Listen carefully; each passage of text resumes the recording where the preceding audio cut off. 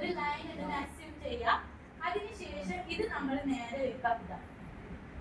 ഇതിന് നേരെ വെക്കണം, പക്ഷെ ഇങ്ങനെ വെക്കരുത്, ഇങ്ങനെ വെക്കണം. ത്രെഡ് ടോപ്പിലേക്ക്. കൺഫ്യൂഷൻ ഉണ്ടാവോ? ചെയ്തുകൊണ്ടിരിക്കുമ്പോ മനസ്സിലാവും കേട്ടോ.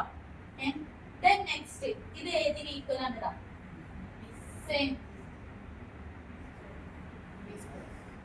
അപ്പൊ ഇത് ഇവിടെ ഉണ്ട്. അപ്പൊ ഇതിന് നേരെ ഇത് വെച്ച് കൊടുക്കാം. ഇത് രണ്ടും അടുപ്പിച്ച് വെക്കുക. ഇതൊക്കെ മൂന്നും സെയിം ആണ്.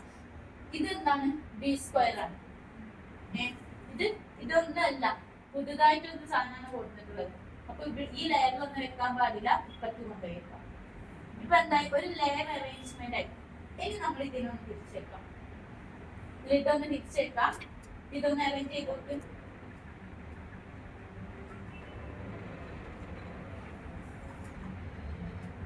ഇതിപ്പോ ഫസ്റ്റ് ലെയർ കഴിഞ്ഞു. ഇത് ഇങ്ങനെയല്ല എടുക്കുക, നമ്മൾ ഇങ്ങനെയാണ് ഇങ്ങനെ വെച്ചത്.